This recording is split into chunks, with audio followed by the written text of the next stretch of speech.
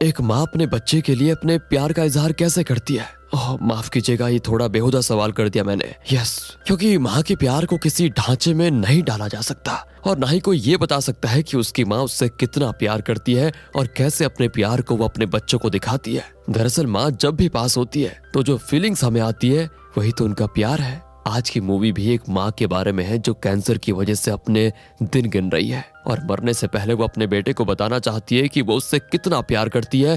पर एक छोटा बच्चा क्या उसके इतने इंटेंस इमोशंस को समझ पाएगा? शायद नहीं। वो तो बस अपनी माँ को देखकर ही खुश हो जाता है और शायद जब वो बड़ा होगा तो अपनी माँ को भूल जाएगा। लेकिन उसकी माँ अपने बच्चे के प्रति प्यार के लिए क्या फैसला लेगी, यह इस मूवी में हम देखेंगे। और ये मूवी कोई इमेजिनेशन नहीं है, ये एक माँ की असली कहानी है। इस मूवी के अंत में हम सभी के लिए लाइफ के बारे में कोई ना कोई अंडरस्टैंडिंग जरूर होगी। इसलिए अगर आप बिजी हैं तो उन सारे कामों को एक और रखकर इस वीडियो को देख लीजिए या पहले वो काम कर लीजिए फिर देखना। सो वेलकम टू रॉकर्स, कैसे हैं आप सभी? आज देखते हैं 2020 में रिलीज हुई इमोशनल ड्रामा मूवी जिसका नाम है नोट्स फॉर माई सन। और अगर आप चैनल पर पहली बार हो तो जरा सब्सक्राइब कर दीजिए। और हाँ, आज मूवी के हिसाब से मैं अपना पेज जरा स्लो रखूंगा। मूवी की शुरुआत में मैरी नाम की एक औरत को दिखाते हैं जो अपने नन्हे से बेटे टॉमी के साथ खेल रही होती है। मैरी का एक सुखी परिवार है जिसमें उसका पति फ्रेडी और बेटा टॉमी है। मैरी का परिवार ही उसकी सारी दुनिया है, सब कुछ। ऐसे में अचानक उसका पेट बड़ा होने लग जाता है, हालांकि वो प्रेग्नेंट भी नहीं है।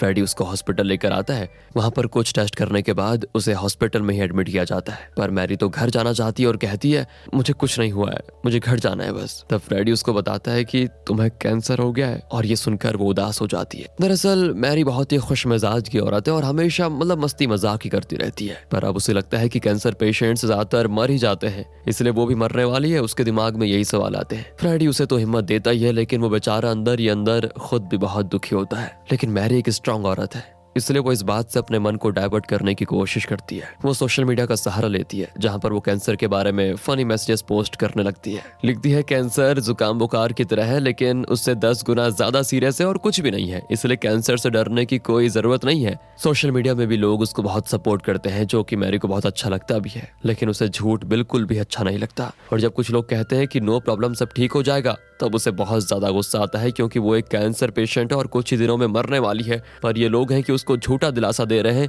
यही वो सोचकर परेशान होती है। अब मैरी को एक कमरा दे दिया जाता है और फ्रेडी उसको बाहर का नजारा दिखाने के लिए विंडो स्क्रीन हटाता है। पर वहाँ नजारा नहीं, सिर्फ वेंटिलेशन बॉक्सेस दिखाई देते हैं। फिर वो मैरी के करीब जाकर बैठ जाता है। दोनों ने अपनी जिंदगी के 19 साल साथ बिताए, लेकिन अब मैरी अचानक उसको छोड़कर जाने वाली है। फ्रेडी उससे एक पल भी दूर नहीं होना चाहता। मैरी फ्रेडी को घर जाकर सोने के लिए कहती है, क्योंकि फ्रेडी को हॉस्पिटल का स्मेल बिल्कुल अच्छा नहीं लगता। पर फ्रेडी कहता है नहीं, मुझे तुम्हारे साथ रहना अच्छा लगता है बस, और जब तक तुम ठीक होकर घर नहीं आ जाती तब तक मैं यहीं रहूंगा और यहीं सोऊंगा। अब मैरी अपने बेटे टॉमी से मिलना चाहती है। फ्रेडी तुरंत उसको लेने जाता है। ये देखिए दोस्तों, ये है इनका बेटा टॉमी जो सिर्फ 3 साल का है। टॉमी कहता है कि पापा, क्या आप जानते हो कि स्पाइडर की 4 आंखें होती हैं और जब वो किसी को काट लेता है तो वो स्पाइडरमैन बन जाता है। और इस तरह वो स्कूल में सुनी सुनाई कहानियां बताते हुए मैरी के कमरे में जाता है और मम्मा कर चिल्लाते हुए मैरी के पास जाता है। मैरी उसको सीने से लगा लेती है, फिर वो पूरे कमरे में घूमने लग जाता है। मैरी कहती है बेटा, मैं जिस बेड पर लेटी हूँ ना, वो एक रोबोटिक बेड है, तो वो बटन दबाओगे तो ये खुद ही ऊपर उठेगा।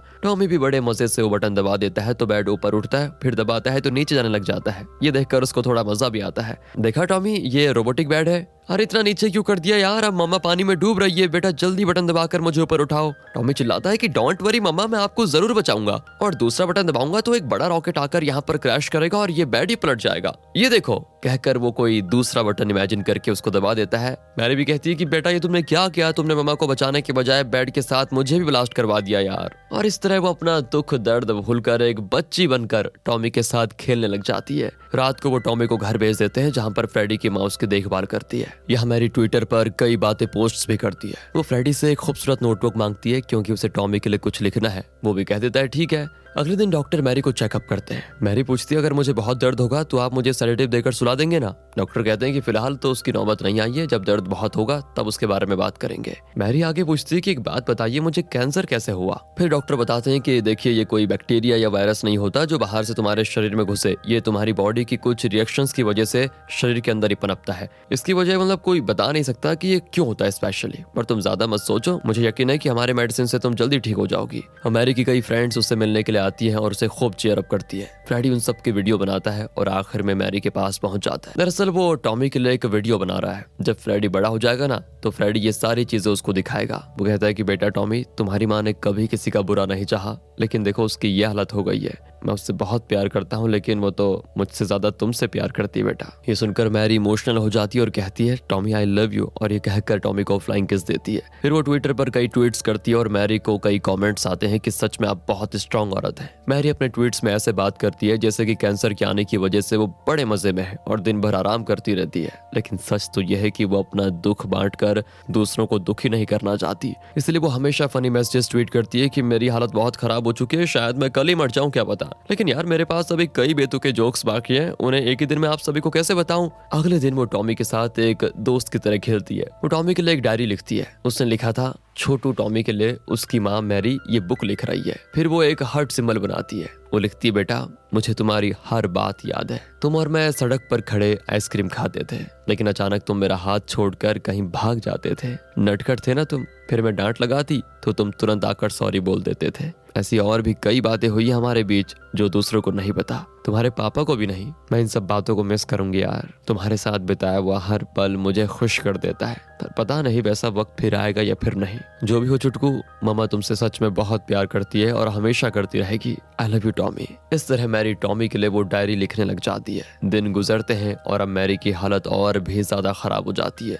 उसकी पीठ में बहुत दर्द होने लग जाता है। तब कोई आवाज सुनकर वो खिड़की के पास जाकर देखती है तो वहां पर एक बड़ा क्रेन खड़ा होता है। नर्स बताती है कि वहां पर एक मॉल बनाया जा रहा है। तो मैरी को एहसास होता है कि ये दुनिया किसी के लिए रुकती नहीं। आप चाहे जितनी खुशी में हो या दुख में, दुनिया का काम तो अपनी धुन में ही चलता रहेगा। ऐसे में मैं क्यों किसी की बात का बुरा मानूं या यूं सोचूं कि किसी ने मुझे ये कह दिया, वो कह दिया, मुझे उससे नफरत है वगैरह वगैरह। ऐसा क्यों सोचना। ये मेरी जिंदगी है, जब तक है तब तक है, इसलिए मुझे इसको जीना होगा और वो भी शान से, चाहे मुझे कितना ही दुख दर्द क्यों ना झेलना पड़े। इस तरह वो लाइफ को लेकर अपना नजरिया बदलने का फैसला करती है। वो ट्विटर में बहुत वक्त बिताती है और पहली बार अपने दर्द को शेयर भी करती है। वो टॉमी के सामने रो तो नहीं सकती ना, चाहे उसके अंदर कितना ही दुख दर्द क्यों ना हो। जितना बेचारी खाती है उससे 2 गुना वोमिट कर देती है, लेकिन ये सब उसके कंट्रोल में कहाँ है। हर दिन के 24 घंटे उसके लिए नरक से कम नहीं होता। कई लोग उसको मैसेज करते हैं और वो हर एक का जवाब भी देती है। दिन में 14 घंटे उसे बेड पर पड़े रहना पड़ता है, लेकिन टॉमी जब उससे मिलने आता है ना तो उन 2 घंटों में वो अपनी जिंदगी की सारी खुशी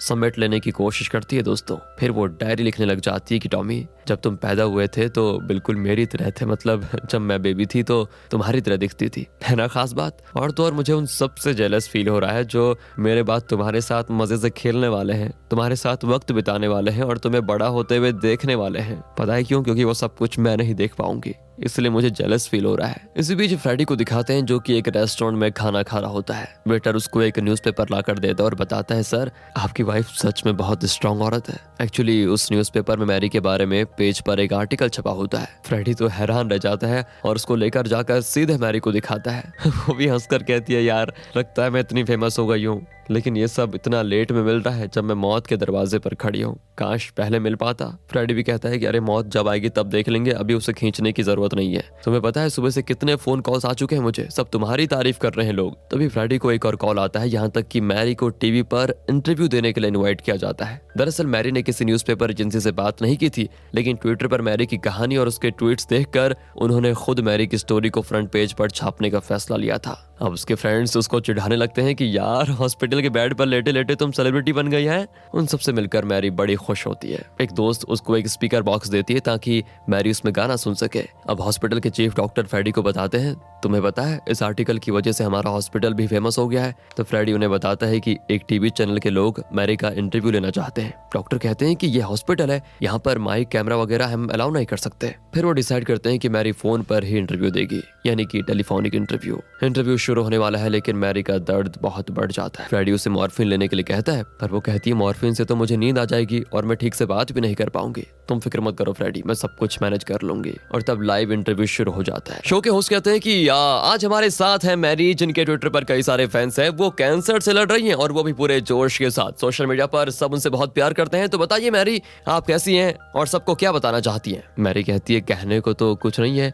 मैं बस एक नॉर्मल सी कैंसर पेशेंट हूँ। सभी लोग ये इंटरव्यू देख रहे होते हैं। वो लोग भी पूछ डालते हैं कि ट्विटर पर आप हमेशा ह्यूमरस और कभी कभी गुस्से वाली पोस्ट डालती हैं, फिलहाल आप किस मूड में हैं?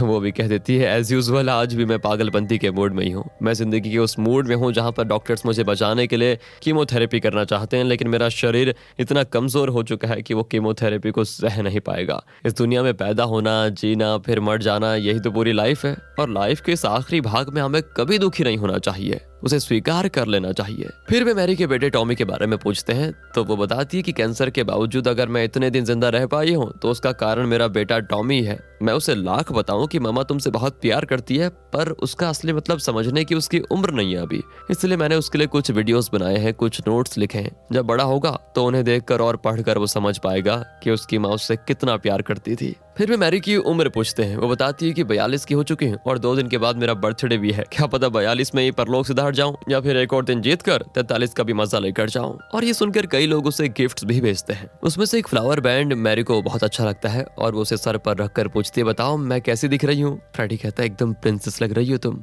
और भी कई टॉयज और केक्स आते हैं। मैरी सिर्फ स्ट्रॉबेरी केक रख लेती है क्योंकि टॉमी को पसंद है। बाकी का सारा केक वो नर्स को दे देती है कि आप सब में बांट दो। मैरी अब टॉमी के साथ वक्त बिताती है और उसकी राइटिंग भी जारी रहती है, पर अब दर्द दिन पर दिन बहुत बढ़ने लग जाता है। डॉक्टर भी कह देते हैं कि अगर दर्द बहुत है तो हम तुम्हें सेडेशन दे सकते हैं, लेकिन फिर तुम्हें मरते दम तक सेडेशन पर ही रहना पड़ेगा। तुम्हें बिल्कुल भी दर्द नहीं होगा, लेकिन तुम हमेशा बेहोश रहोगी और बेहोशी में ही अपनी आखिरी सांस भी लोगी। तुम्हें पता भी नहीं चलेगा कि तुम्हारा अंत कब हो रहा है। ये लगभग यूथनीसिया की तरह है। अब मैरी कहती है मैं टॉमी के लिए एक डायरी लिख रही हूँ, उसमें कुछ ही पन्ने रह गए, उसको पूरा कर लो, फिर आप अगले हफ्ते मेरा ये सारा शुरू कर देना, मतलब सेडेशन। मैरी के बर्थडे के दिन उसके फ्रेंड्स उसका कमरा बहुत ही खूबसूरती से सजाते हैं। वो फ्राइडे से पूछती है क्या फ्राइडे का दिन ठीक रहेगा? वो भी पूछता है किस चीज के लिए? मैरी कहती है सेडेशन के लिए, फिर मैं आराम से मरते दम तक सोती रहूंगी ना। और ये सुनकर फ्राइडे एकदम सुन्न हो जाता है। मैरी कहती है उससे पहले मैं टॉमी को अपने सीने से लगाकर एक दिन सोना चाहती हूँ। मैरी को फ्राइडे अपना सब कुछ मानता था, लेकिन अब वो नहीं रहेगी। ये सोचकर फ्राइडे एकदम से टूट ही जाता है। मैरी चाहे तो मॉर्फिन लेकर कुछ और दिन जिंदा रह सकती है, लेकिन कब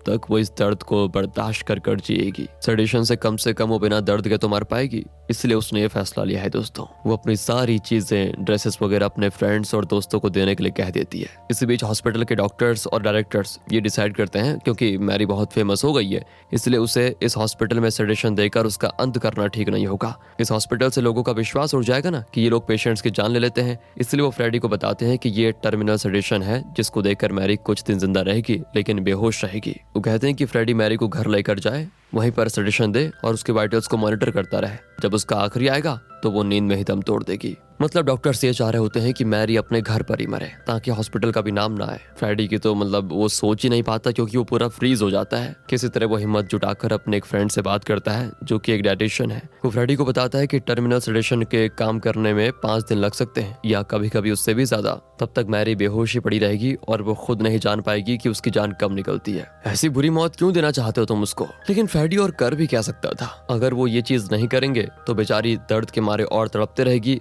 उसे कुछ भी समझ में नहीं आता। तब उसका फ्रेंड बताता है कि जब तुम मैरी को हॉस्पिटल से लाओगे तो उसका सेंट्रल आईवी लाइन मत निकालना, फिर एक फार्मेसी से तुम पोटेशियम क्लोराइड खरीद लेना और उसे आईवी लाइन में इंजेक्ट कर देना। मैरी बिना किसी दर्द के थोड़ी देर में चल बसेगी। फ्रेडी मैरी को ये बात बताता है तो वो भी यही चाहती है, पर उसे अपने मरने की फिक्र नहीं। फ्रेडी की चिंता होती है कि अगर फ्रेडी उसको घर ले जाते वक्त ये सब करेगा और वो मर जाएगी तो सभी को फ्रेडी पर शक होगा, क्योंकि टर्मिनल सेडेशन से तुरंत मौत नहीं होती। और अगर वो जेल गया तो टॉमी का क्या होगा? इस तरह मैरी आगे का सोचती है। इसी बीच हॉस्पिटल के डॉक्टर्स मैरी को एक अलग तरह का सेडेशन देने के लिए मान जाते हैं, जिससे मैरी कई दिन के बाद मरेगी, लेकिन बेहोश ही रहेगी, मतलब मरी रहेगी। इससे बाहर किसी को कोई शक भी नहीं होगा। फिर वो फ्रेडी से एक डॉक्यूमेंट पर साइन ले लेते हैं कि वो सोशल मीडिया या किसी भी न्यूज एजेंसी को ये बात नहीं बताएगा। सिर्फ मैरी के क्लोज फ्रेंड्स को इस बात का पता होता है। मैरी की एक फ्रेंड उससे मिलने आती है। वो फैसला करके आई थी कि मैरी के सामने वो रोएगी नहीं, लेकिन मैरी को देखते उसका रोना आ जाता है और वो उससे लिपट कर रो पड़ जाती है। पर इस वक्त भी मैरी को टॉमी का ही ख्याल आता रहता है। वो कहती है कि जब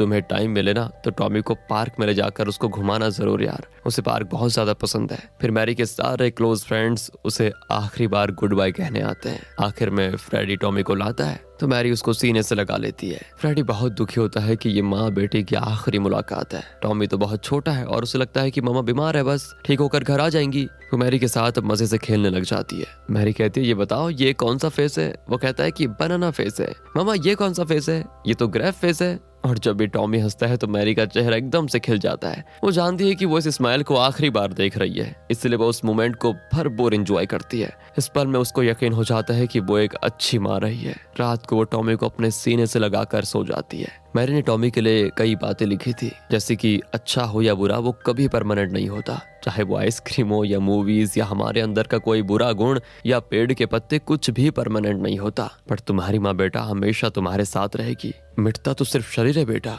अपनों के दिल में तो इंसान हमेशा जिंदा रहता है। और अब सेडेशन देने का वक्त आ जाता है। तीनों एक दूसरे से लिपट जाते हैं। बहुत दुख होता है फ्रेडी और मैरी को। मैरी ने टॉमी के लिए लिखा था कि हमेशा खुश रहना और सभी के साथ अच्छा बर्ताव करना, खूब खेलना, ड्राइंग करना, ढेर सारे बुक्स पढ़ना, म्यूजिक सुनना, दूर दूर तक ट्रेवल करना, और हाँ, हद से ज्यादा कुछ मत करना। पापा की बात मानना, अगर कुछ गलत लगे तो उसके खिलाफ बोलना सीखो, वक्त पर खाना और अपना जैकेट पहनना मत भूलना, और आखिरी बात वो सब करना जो तुम चाहते हो। और हाँ, कभी कभी इस मम्मा को जरूर याद करना बेटा। और इस तरह टॉमी के लिए मैरी ने कई बातें लिखी होती है और अपनी डायरी खत्म की होती है। 2015 में मैरी की मृत्यु हो जाती है और इसी के साथ नोट्स फॉर माय सन नाम की ये हार्ट टचिंग मूवी यहाँ पर खत्म होती है। एक बात बताओ यार, इसके बाद अगर आप कहीं मैरी नाम सुनोगे ना तो आपको इस मैरी की याद जरूर आएगी, है ना? अगर हाँ तो ये है दोस्तों रियल स्टोरी की जीत। ये है रियल लाइफ मैरी, जिन्होंने अपने सर पर वही फूलों का ताज पहन रखा है और उनके हाथ में कुछ गिफ्ट्स हैं जो उनके लिए दुनिया भर से आए थे। ये है मैरी का पति फ्रेडी और उनका बेटा टॉमी, और यह है वो डायरी जो मैरी ने टॉमी के लिए लिखी थी। इसके आधार पर एक बुक भी पब्लिश की गई थी जो कि बेस्ट सेलर बनी। मैरी के मरने के 5 साल के बाद यानी कि 2020 में ये मूवी बनी। मैरी की एक वीडियो यूट्यूब पर भी है जिसका लिंक हमने कमेंट और डिस्क्रिप्शन बॉक्स में दे दिया है, आप चाहें तो देख सकते हैं। यार लाइफ जैसी भी है ना, उसको बस स्वीकार कर लेना चाहिए और कुछ नहीं। और अंत में जो भी आ जाए बस लाइफ का हिस्सा मानकर अपना ले उसको। यही तो इस मूवी का मैसेज है। और इस मूवी के लिए हमारा एक्सप्लेनेशन आपको कैसा लगा ये भी कमेंट में बताइए, और ज्यादा से ज्यादा लाइक और शेयर करें। चैनल को सब्सक्राइब भी ध्यान रखेगा अपना। Finally thanks for watching.